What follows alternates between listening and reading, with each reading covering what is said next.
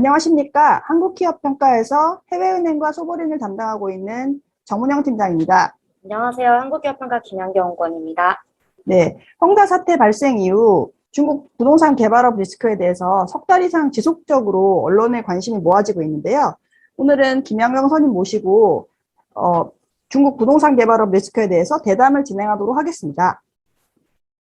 이번에 발간한 부동산 개발업 리스크 관련 리서치의 배경은 무엇인지, 그리고 최근 발간된 다른 리서치들과의 차별성은 어떤 부분에 있는지 좀 말씀해 주세요. 네.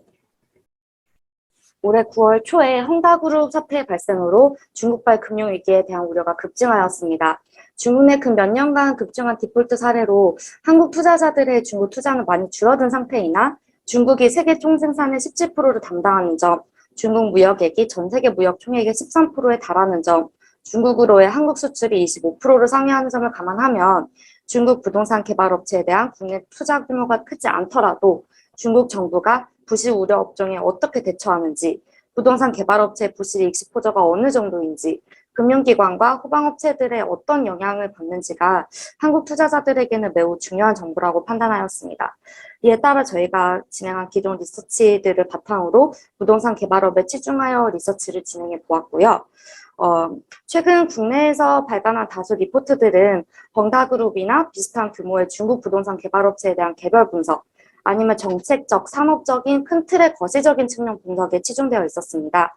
반면 저희는 홍콩, 심천, 상해 거래소에 상장되어 있는 업체들의 데이터를 통한 계량적 분석을 진행하였고요.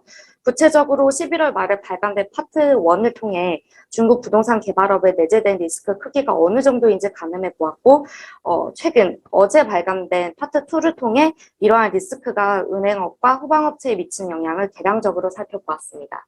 네, 리포트를 간략히만 보더라도 굉장히 심층적으로 여러 부동산 개발업체에 대해서 분석을 하신 걸 알 수 있었는데요. 그것이 또 세 가지 차원에서 세 가지 기업군에 대해서 그러니까 리서치를 하셨더라고요. 그리고 분석 지표도 삼정선뿐만 아니라 다른 지표를 활용하셨던데 그걸 어떻게 각각 설정을 하셨는지 궁금하고요. 그리고 이 수백 개 기업을 분석한 결과가 중국 부동산 개발업계 전체의 리스크에 대해서 시사하는 바는 무엇인지 궁금합니다.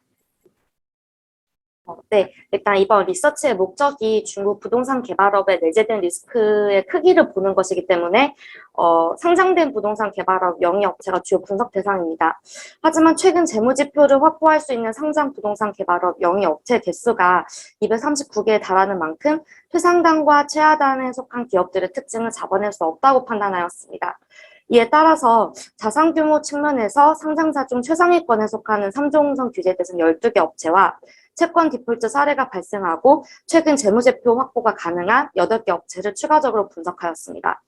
시계열적으로는 중국에선 새로운 규제가 도입되면 관련 재무지표가 빠른 속도로 개선되는 경향이 있습니다. 이에 따라 규제가 언급되었던 2020년도의 전년도인 2019년도부터 규제가 정식적으로 적용된 2021년도 상반기까지의 데이터를 분석 대상으로 활용하였습니다. 지표들에 대해선 일단 3종선은 자기 자본 대비 총 부채와 순차익 부채마저 과중한 업체, 그리고 단기성 차입금 대비 유동성 보유 수준이 열이한 업체를 가려내 추가적인 차입을 억제합니다. 중국 정부는 이를 통해서 부동산 개발 업체가 자체적인 채무 상환 능력을 상실할 때까지 자산 성장에만 집중하는 것을 막는 데 취지가 있습니다.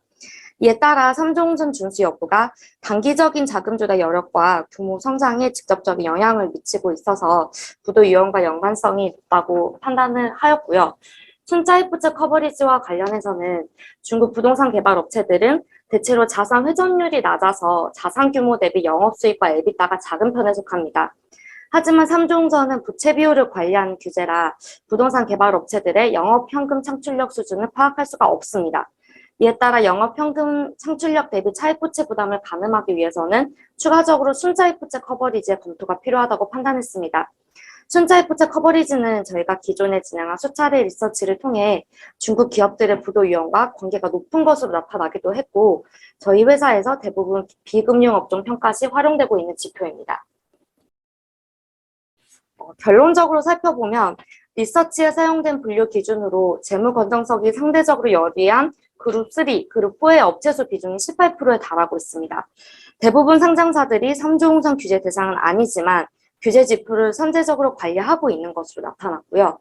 하지만 업체 수 기준으로 전체 사주 3%, 총 자산 기준으로 전체 28%를 차지하는 그룹 2 이하의 업체들의 경우 영업활동 현금 흐름에 기반한 차입부채 상환 능력이 미흡하고 에비타에 비해 차입부채와 자산 증가 속도가 지나치게 빠른 것으로 분석되었습니다. 중국 부동산 개발업 영위 상장사의 2021년 6월 말 총자산 합계는 37.9조 위안에 달하고 있습니다.